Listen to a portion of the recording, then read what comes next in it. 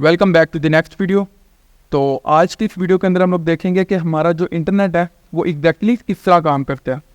अब बहुत से जो लोग हैं वो ये सोचते हैं कि हमारा जो इंटरनेट है ये एक क्लाउड है जो कि आसमान पे कहीं पे लटक रहा है, ठीक है।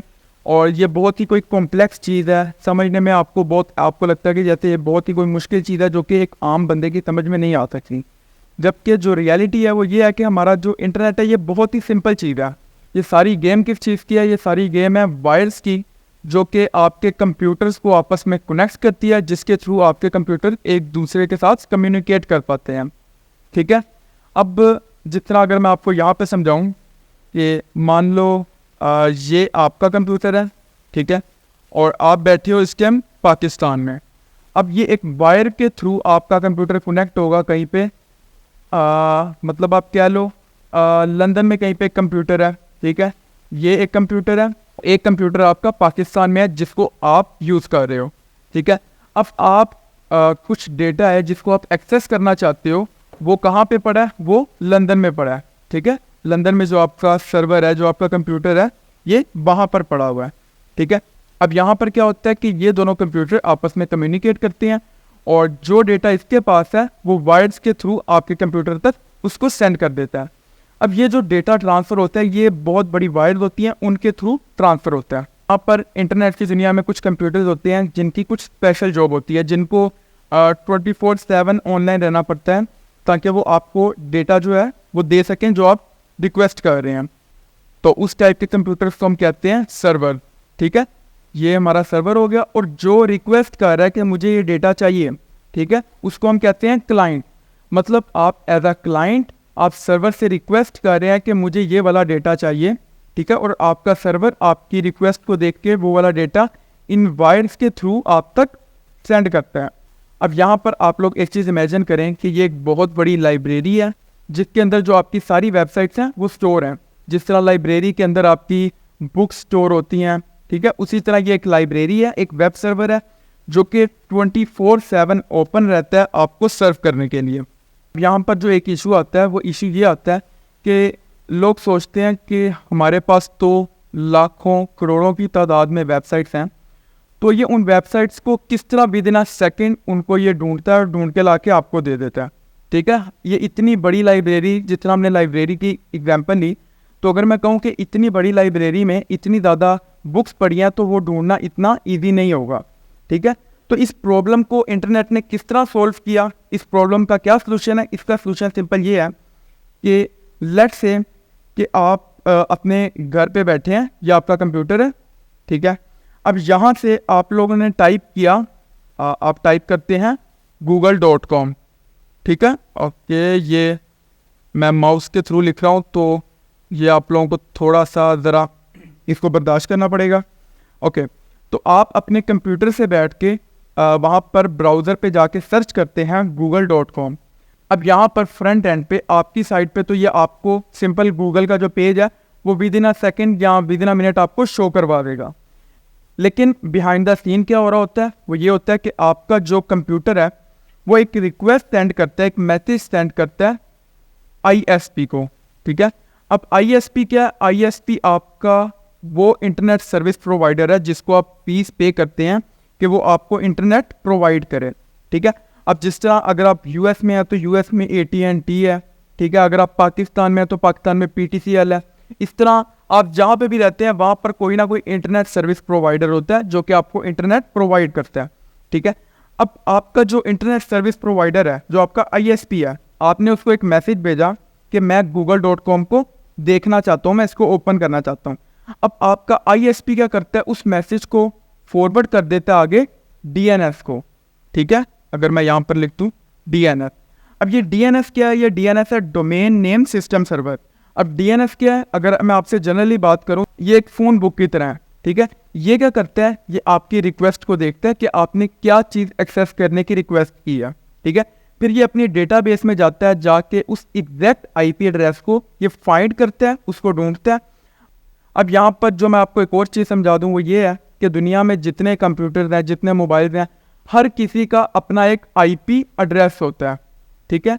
IP एड्रेस उसकी एक यूनिक आइडेंटिटी है, ठीक है। आप किसी वेबसाइट को एक्सेस कर रहे हैं उस वेबसाइट का एक यूनिक आईपी एड्रेस होगा। अब आप अगर अपने कंप्यूटर की सेटिंग में जाके देखें तो आपके कंप्यूटर का भी एक आईपी एड्रेस होगा जो कि दुनिया में किसी और कंप्यूटर से मैच नहीं होता होगा, आपके मोबाइल का भी होगा इसी तरह सिंपली। ये बेसिकली एक पोस्टल कोड की तरह वर्क करता है। इसके थ्रू आप उन वेबसाइट्स को, उन फाइल्स को एक्सेस कर सकते हैं जो आपको चाहिए, ठीक है। इसको आप फाइल सेंड या रिसीव करने के लिए यूज़ करते हैं। अब हमारा जो डीएनएस है वो जब अपनी डेटाबेस में आपकी उस रिक्वेस्ट को चेक करेगा कि आपने एक्सेस करना है google.com को, तो वो जाके अपनी पूरी डेटाबेस को सर्च करेगा, उसके अंदर चेक करेगा कि google.com का जो आईपी एड्रेस है वो क्या है। जब उसे एक दफ़ा वो एग्जैक्ट आईपी एड्रेस मिल जाएगा, वो क्या करेगा, वो सिंपल यहाँ से उस इंफॉर्मेशन को वापस भेजेगा आईएसपी तक, और आईएसपी के थ्रू वो वापस आएगी आप तक। अब इस सारे प्रोसीजर में क्या हुआ, आपके पास google.com का आईपी एड्रेस आ गया। अब आपका कंप्यूटर क्या करता है, आपका कंप्यूटर उस आईपी एड्रेस पे डायरेक्ट रिक्वेस्ट करता है कि मुझे, अब जिस तरह यहाँ पर मान लें कि यूके में वो आईपी एड्रेस यूके में है, आपका कंप्यूटर डायरेक्ट रिक्वेस्ट करेगा उस आईपी एड्रेस पे कि मुझे google.com का होम पेज जो है वो शो करवा दो, मुझे ये चाहिए, ठीक है। वो वहाँ से फिर फाइल्स को, वहाँ से आपकी रिक्वेस्ट को एक्सेप्ट करेगा और वहाँ से वो फाइल्स को सेंड करेगा वापस आपके कंप्यूटर तक, और आपके कंप्यूटर में जो आपका ब्राउज़र है उस पर आपको google.com का होम पेज शो हो जाएगा। अब ये जो सारा प्रोसीजर मैंने आपको बताया है कि पहले आईएसपी तक जाएगा, फिर डीएनएस, फिर वापस। अब ये जो सारा प्रोसीजर है कि आपका कंप्यूटर पहले आईएसपी को रिक्वेस्ट सेंड करता है, फिर डीएनएस को करता है, फिर वहाँ से आईपी एड्रेस वापस आता है, फिर आप डायरेक्ट उसको रिक्वेस्ट करते हैं, ये सारा procedure with in a seconds होता है बैक एंड से, ठीक है। इसलिए कभी भी आप कोई वेबसाइट अगर सर्च करेंगे तो आपको वो फ़ौरन से, मतलब विद इन अ सेकेंड वो आपको शो कर देता है आपकी वेबसाइट। अब ये सारा काम हो किस तरह रहा होता है, अब ये सारा काम हो रहा होता है, अब यहाँ पर अगर मैं आपको एक चीज़ दिखाऊं तो अगर हम जाएं सिंपल, मैं यहाँ पर जाता हूँ, यहाँ पर आप अपने गूगल पे जाकर लिखते हैं डीएनएस लुकअप, आप यहाँ पर सर्च करते हैं कोई भी वेबसाइट, फर्ज करो मैं सर्च करता हूँ, जिस तरह मैंने google.com लिखा तो इसने मुझे उसका एक आईपी एड्रेस दे दिया। अब मैं इसको कॉपी करके अगर मैं अपने ब्राउज़र पे इसको पेस्ट करूँ, ठीक है। अब ये देखें मैंने यहाँ पर कुछ नहीं लिखा, मैंने सिर्फ यहाँ पर कुछ नंबर लिखे हैं जो कि एक आईपी एड्रेस है, ठीक है। इसको अगर मैं एंटर करूँगा तो ये मुझे क्या शो करवाएगा, ये देखें इसने मुझे गूगल का होम पेज शो करवा दिया। ऐसा क्यों हुआ, ऐसा इसलिए हुआ, ये वो आईपी एड्रेस है जो कि अगर आप यहाँ पर लिखें google.com, अब जब आप एंटर करेंगे ये पहले आईएसपी तक जाएगा, फिर वहाँ से डीएनएस से जाके वो इस एड्रेस को सर्च करेगा, फिर आप तक लेके आएगा। हमने डायरेक्ट यहाँ पर जब वो आईपी एड्रेस लिखा तो हमने डायरेक्ट रिक्वेस्ट की इस आईपी एड्रेस से कि हमें ये वाला जो पेज है ये शो करवा दो, आपके पास जो फाइल है वो हमें शो करवा दो। उसने डायरेक्ट ही हमें ये फाइल्स शो करवा दी। तो यहाँ से जाके आप लोग किसी भी वेबसाइट का आईपी एड्रेस सर्च कर सकते हैं। यहाँ पर बहुत से लोगों के ध्यान में ये सवाल आता है कि ये सब तो ठीक है, लेकिन ये जो डेटा ट्रांसफ़र हो रहा है, जो डेटा हमारे तक आ रहा है, ये किस तरह आ रहा है। बेसिकली हमारा जो डेटा हमारे तक आता है वो आता है मैसिव केबल्स के थ्रू, ठीक है। अगर मैं इसको बड़ा करूं तो हमारा जो डेटा हमारे पास आता है जो कि मैसिव केबल्स के थ्रू आता है, जो कि हमारे ओशंस के नीचे बिछी होती हैं, ठीक है। अब ये जो केबल्स हैं ये बहुत बड़ी होती हैं। आपने कभी सुना होगा कि अगर कभी जिस तरह कभी होता है कि पाकिस्तान में इंटरनेट नहीं आता, फॉर एग्जांपल पूरे कंट्री में अगर इंटरनेट नहीं आ रहा, तो कभी कभी आप लोगों ने न्यूज़ में सुना होगा कि समुंदर के नीचे जो केबल्स हैं उनको वो डैमेज हो गई हैं, उनको रिपेयर कर, तो ये जाइंट केबल्स होती हैं जो कि आपस में कंट्रीज़ को कनेक्ट करती हैं और उसके थ्रू आप लोग दूसरे ममालिक से किसी दूसरी जगह यूएसए से कोई फाइल्स को एक्सेस कर पाते हैं।